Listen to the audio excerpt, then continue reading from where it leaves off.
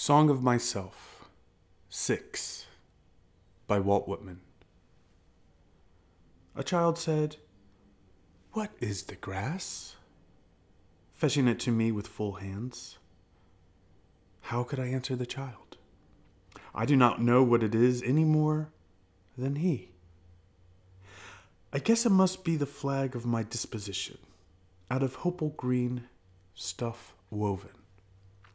Or I guess it is the handkerchief of the Lord, a scented gift, a remembrancer designedly dropped, bearing the owner's name some way in the corners, that we may see and remark, and say, whose? Or I guess the grass is itself a child, the produced babe of the vegetation. Or I guess it is a uniform hieroglyphic, and it means sprouting alike in broad zones and narrow zones, growing among black folks as among white, Canuck, Tuckahoe, Congressman, Cuff. I give them the same. I receive them the same. And now it seems to me the beautiful uncut hair of graves. Tenderly will I use you, curling grass. It may be you transpire from the breasts of young men. It may be if I had known them, I would have loved them. It may be you are from old people, or from offspring taken soon out of their mother's laps. And here you are, the mother's laps.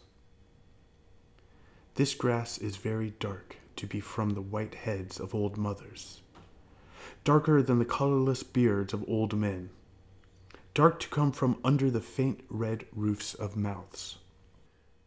Oh, I perceive after all so many uttering tongues, and I perceive they do not come from the roofs of mouths for nothing. I wish I could translate the hints about the dead young men and women, and the hints about old men and mothers, and the offspring taken soon out of their laps. What do you think has become of the young and old men? And what do you think has become of the women and children? They are alive and well somewhere. The smallest sprout shows there is really no death. And if ever there was, it led forward life, and does not wait at the end to arrest it, and cease the moment life appeared. All goes onward and outward, nothing collapses. And to die is different from what anyone supposed, and luckier.